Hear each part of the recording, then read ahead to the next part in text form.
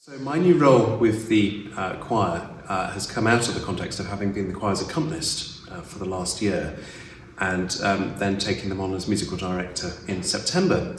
They're a lovely group, about 30 strong at the moment, reasonably well balanced, good readers in the main, and we enjoy a challenge on a Monday night, but equally well we enjoy the company and the good humour and the whole nature of sort of singing together, which can be a very collaborative, sort of communal, fulfilling sort of thing to be doing. So my background is that I grew up in York and then was an organ scholar at the University of Cambridge, then went through a number of organist and school positions in various parts of the country, but ended up at Leeds Minster, where I've been since just before the pandemic, since early 2020, where I look after the music department and also, as well as running the Minster Choir, run a chamber choir, the St Peter's Singers, over in that direction too.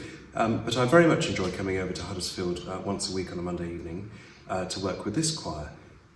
In many ways it's the same in the sense that all of the choirs aspire to high standards of music and they enjoy a very wide repertoire. But there's something extremely friendly, I think, about Huddersfield, and it's always struck me as a musical town. And I think there's a lot of good experience within this choir that is very sort of exciting to unlock, and so I'm very positive about the choir's future. And so we tend to prepare for concerts once a term. At the moment we've got an absolutely stellar programme. At the cornerstone of the programme really is the 4-part Mass by William Byrd.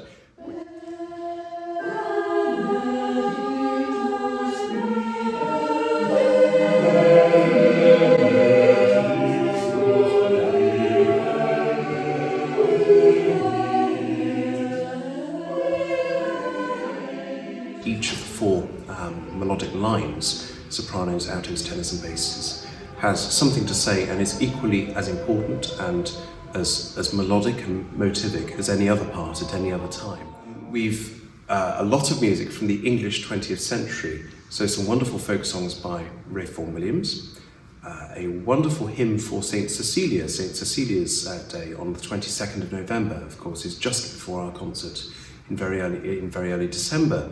And so we're singing Herbert House's Hymn for St Cecilia, which is a wonderful piece with a great big soaring descant by the sopranos at the end of the piece. And also an antiphonal piece, a piece for 2 choirs by Benjamin Britten, for a larger ensemble and a semi-chorus in the way that we're going to do it, which is macaronic. It's part in English and it's part in Latin, and it's a hymn to the Virgin Mary. Our concert is in the evening of December the 2nd, that's a Saturday, at Almondbury Parish Church, All Hallows, and as well as the wonderful polyphony by Byrd and the sort of pieces of music by Howes and Britten that I've referred to, there's some wonderful uplifting Christmas music at the same time. So we'll be singing a very upbeat version of the Sussex Carol.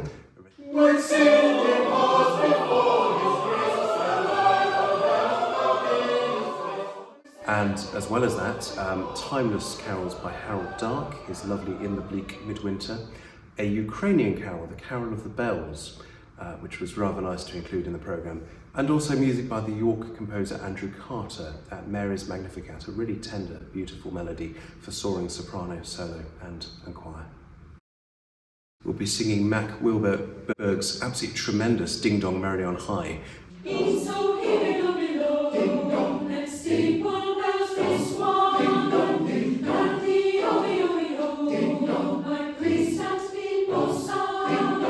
Which is great fun both for the accompanist and for the choir with its wonderfully syncopated jazzy middle verse.